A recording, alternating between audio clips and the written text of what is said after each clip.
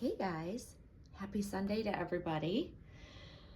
I am back because I need to clarify some things clearly. Okay, so first off, I'm going to start this video off by saying, please, before you all come for me, let me clarify some things about my video yesterday before everybody gets all up in arms. So first off, I want to say that if you choose not to watch the full duration of my videos to get all of the information and everything that I share, then you can't come for me when you're not even listening to everything I say in my videos. I know what the average watch time is on a 30-minute video. On this one, that's 30 minutes. The average watch time of everybody that's watched so far, which is I think approaching 400 views, only 9 minutes is what people are watching. And then I'm getting comments that people clearly haven't listened to the whole video before they fire away at me. So I said multiple times in my video yesterday, all throughout, that these are answers to questions that people have specifically asked my opinion on. It is opinion based. I never claim to know what I'm saying and sharing to be factual. It is just simply one person's opinion based on the research that I have done over the years, and also from seeing things happen with different products and coming to my own conclusion on what I feel comfortable with as a collector to use with my dolls. Okay? We are all free. This is the great thing about a hobby. We are all free to make our own choices based on information that people give you, such as me or anybody else out there on the internet. People from, I use as the example, Smooth On Products Company, who I reached out directly to get answers to what they would discourage from using with their silicone products. Things that I've seen happen that people have done accidentally to their dolls to damage them over the years. It's all based on my experience, and you roll it all into one thing, and that's what I, as a collector, am comfortable with. I will never claim to know everything about everything. I only share what I know based on my own experiences. I'm not an expert. I don't claim to be. I say it several times throughout my videos that I'm just sharing information. And specifically yesterday's video these were pulled from questions, tons of questions from my silicone playlist, silicone how to, like how to care for, how to fix, how to do all the things, how to prep for.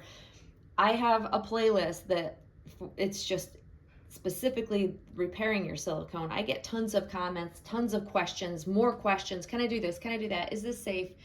And so I was taking the most popular things I've seen that I know what I'm comfortable with to share. Okay, it's kind of a this or that game.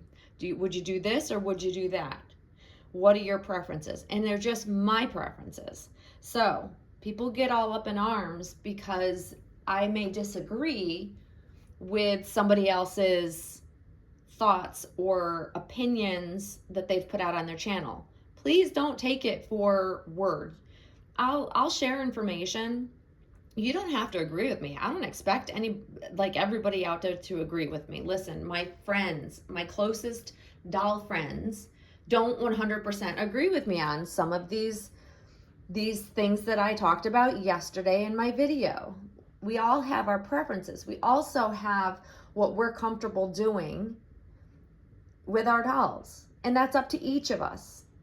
I'm not here to tell anybody how to do anything with their doll. I just share information. You take it and you do with it as you please, right? So it's important that people understand that nobody should tell anybody how to handle, treat, protect anything with their doll. That's really the bottom line. You, as a collector, you make your own choices based on the information you choose to gather. right? So I tend to be super, super cautious. I err on the side of, probably my friends would say, extremely overcautious for the most part. But then on the other hand, on other things, some people would be like, oh, I wouldn't do that. So my friends and I, we agree to disagree. And that's fine. We respectfully understand that we each get to choose what we're comfortable with. I don't judge others for what they do with their dolls, because it's not up to me, and it's none of my business what people do with their dolls. But again, let me bring it back to, these were questions that were asked my opinion of, and that is exactly what I shared with you guys yesterday. Now, I got a lot of follow-up questions on what brand plastic wrap do I use, and there's a reason why I did not share the brand I use, because guys, depending on where you are in the country in the US, or if you're outside of the US, we don't all have the same brands. It literally varies from state to state what popular brands are. I know this because I've lived in other states, so I tend to not give a brand because that might not be the same wherever someone out there, one of you guys, is watching, and you may go look for it and say, but I can't find it.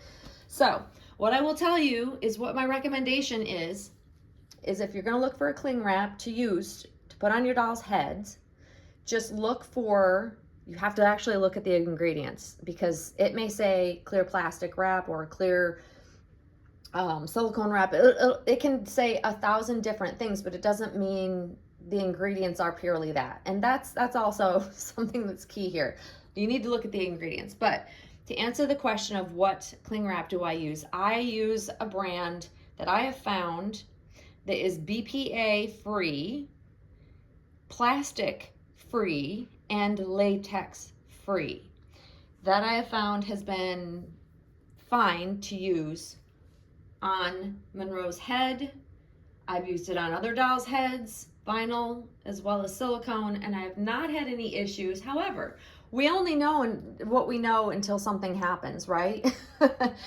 So you have to kind of understand that, I'm not saying that something won't happen. I can't guarantee that, because I don't know. I don't know what may react with something else. And that is a huge unknown, because we think we know what's in each of our dolls, but we don't. We have no clue. If you think about it, even if you're looking at the pure silicone blend mixture all by itself and what that could react with, you're not taking into consideration slacker, anything that they may have used inside the mold to pour the mold, the type of paints, the type of matting.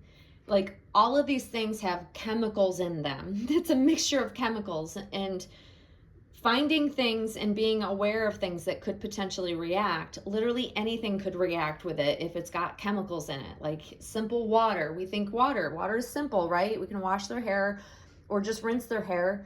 But something that most people don't think about is that here in the US, we have treated water. So unless you're using purified water, that it has nothing added to it, and even sometimes purified waters have things added to them to purify them, they use chemicals to do that. They use salt to do that. Chlorine is sometimes added to different areas. Things are heavily filled with minerals. Our water here in my area specifically is filled with minerals that would dry out mohair like you wouldn't believe. And that could be part of what people have issues with, because you think plain water should be safe. You just never know what's in things. It's why there was such controversy back in the day over using Johnson's baby powder to powder our dolls with. And I kept telling people, nope, don't do it. Look at the ingredients. There were ingredients. It said pure cornstarch on the label, but when you look at the ingredients, it had aloe, it had all these other things and scents added to it that were causing issues with people and their silicone dolls.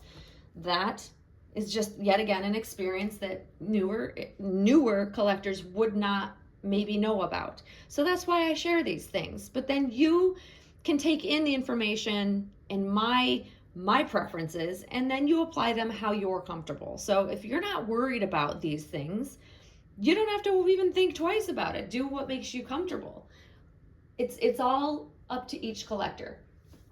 It's called free choice, free will. We all get to decide what we're good with, what we're not good with. and take it from there. Like I said, I will never tell anybody how they should handle their doll, how they should treat their doll, how they should clean their doll. I'm just going to tell you what works for me. That's it. That's all I can do.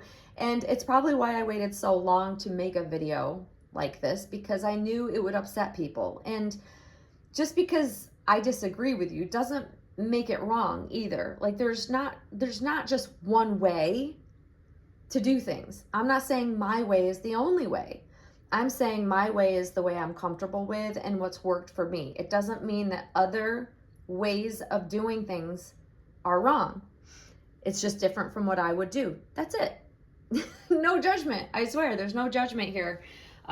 So again, before you comment and fire away at people, please at least watch the video from beginning to end before you fire away, because a lot of times it'll debunk or settle you down on your assumptions of what you think I'm saying.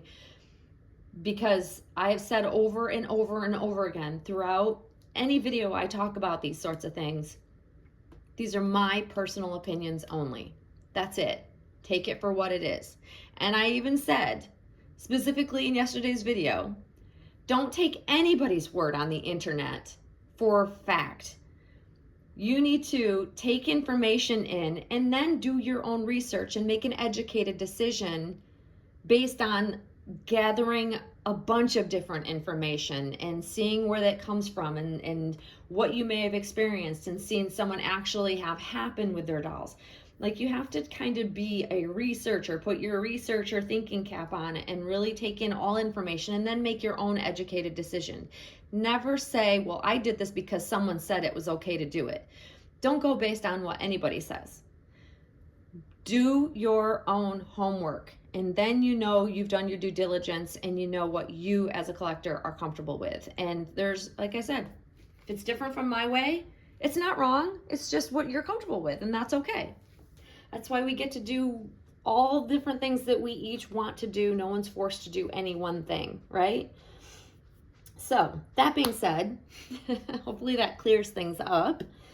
One very important thing, it's a sad announcement that I really am so sad. I'm so sad about this, that I wanted to share with you guys. Oh my gosh.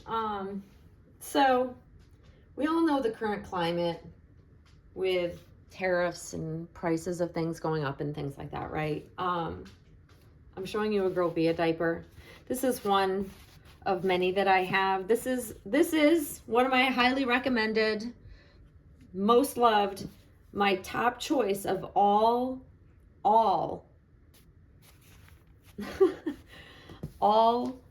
diapers.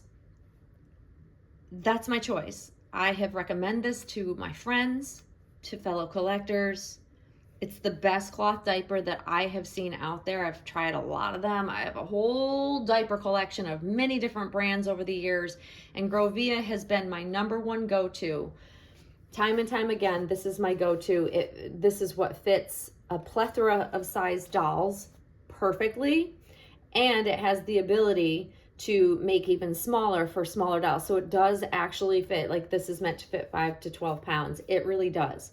Versus some of those traditional all-in-one diapers that you have to like snap down 10,000 times and that it still looks too big because it's giant. It's meant to like fit from a newborn up to like a 35, 40 pound child. And these have been my go-to. They look the best, I think, under clothing, especially on Monroe. So I have sad news though, but I'm hoping it's just temporary. But they have put out an announcement, and they have stopped making their diapers because it costs them too much money with the added tariffs.